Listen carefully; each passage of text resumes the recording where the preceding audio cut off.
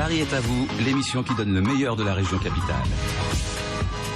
Karine Vergnol sur BFM Business.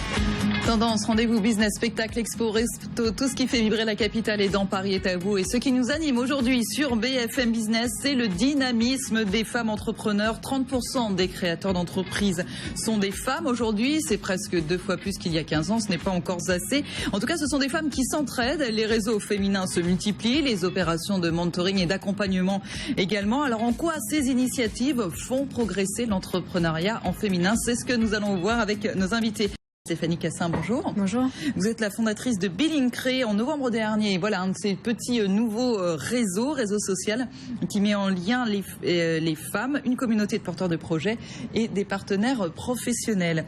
Vous êtes fondatrice de Billing, créé en novembre dernier. L'idée, c'est de mettre en lien les femmes, une communauté de porteurs de projets et des partenaires professionnels. Oui, alors 3 raisons à cette initiative, de créer un réseau social pour la femme active, donc le média de la femme active, et d'y insérer dedans le réseau social des femmes entrepreneurs.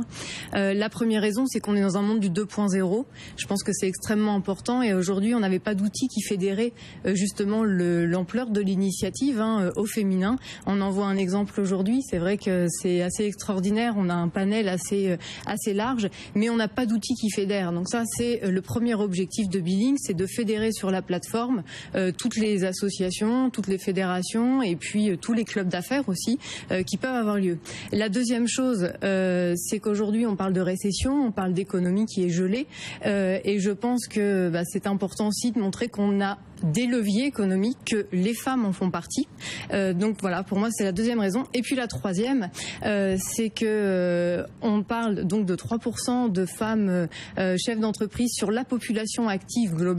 Et ça, je pense que c'est un chiffre clé. On parle beaucoup des 30% de création d'entreprises l'année dernière, voilà, qui ont été initiées par des femmes. Mais moi, mon objectif, c'est aussi de dire, il faut aussi créer des outils concrets pour parler aux 97% de femmes qui, elles, n'entreprennent pas ou ne sont pas au directoire d'entreprise, et essayer de trouver les leviers efficaces. Donc sur Billing, on a plusieurs outils en œuvre qui sont le réseau social en lui-même. Donc là, c'est vraiment l'interaction des membres et, comme vous le disiez, avec des partenaires et des associations.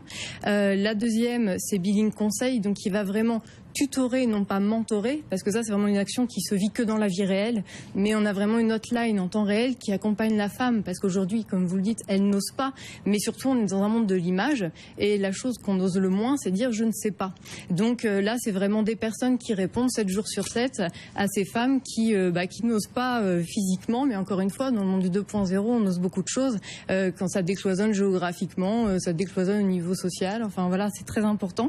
Et puis, montrer de l'exemplarité avec Billing Magazine qui nous montre, c'est que des interviews, on montre justement des gens qui réussissent ou sur des sujets divers, et des concours pour montrer que voilà, dans la vie active, dans la vie concrète, il y a aussi des actions qui aident à faire